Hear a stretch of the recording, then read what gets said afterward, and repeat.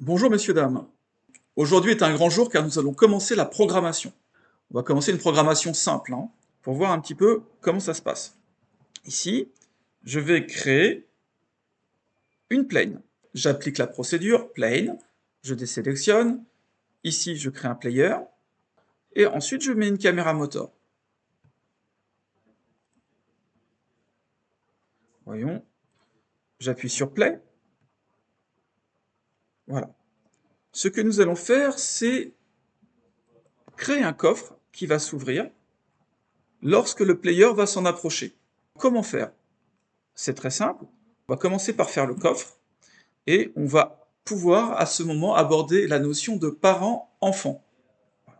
Pour créer un coffre, un simple coffre, je vais ici, 3D Object, cube, hop, disons que ça, c'est le corps du coffre et que je vais lui créer un couvercle. Alors voilà, hop.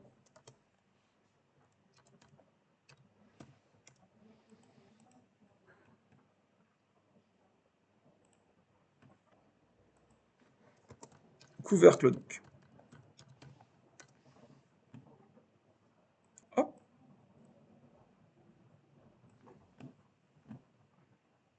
Avec l'outil ici échelle, hop, je modifie la taille et je dis que ça, c'est le couvercle qui va devoir s'ouvrir, hop, lorsque j'appuierai sur une touche. Comment faire ça? C'est très simple, il faut ajouter un axe de rotation au couvercle. Pour ajouter un axe de rotation au couvercle, c'est très simple. Je vais ici créer alors n'importe quel objet, 3D objet, disons, allez, un autre cube. Voilà.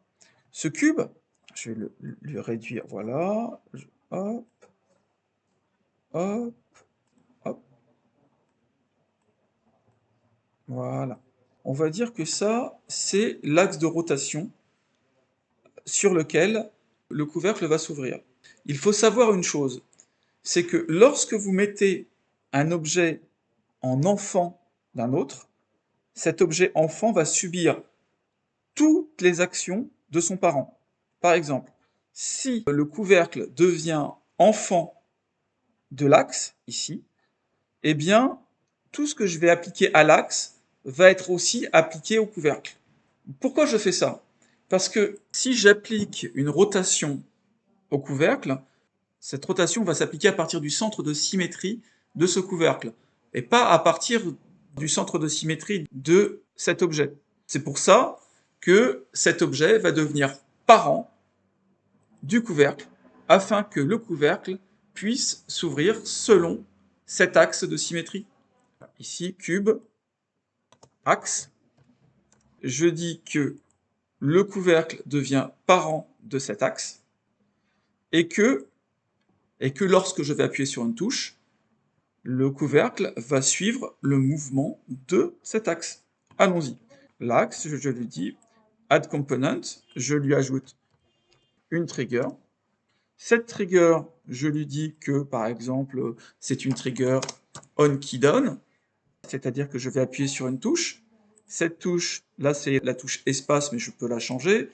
Je vais lui dire que c'est la touche, par exemple, allez, la touche A. Lorsque j'appuie sur A, à ce moment-là, une action se produit, et cette action, c'est l'action Transform Rotate. Voilà, Transform Rotate.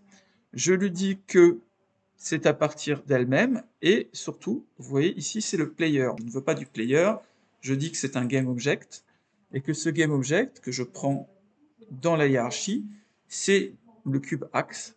Hop, je le mets là, voilà. Et je peux à présent essayer. Voyons. Hop, j'essaie, voilà. J'appuie sur la touche A, et voilà. Mon couvercle s'est ouvert. Intéressant, non? Alors là, effectivement, aussi, la touche A, ça me sert à aller à gauche. Mais bon, euh, le couvercle s'est ouvert. Et à chaque fois que j'appuie sur A, donc, hop, il y a une transformation. Voilà. Mais bon.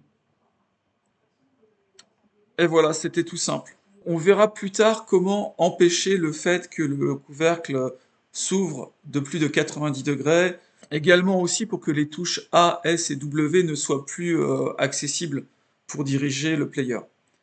Eh bien, j'espère que ça vous a plu. À très bientôt pour de nouvelles aventures.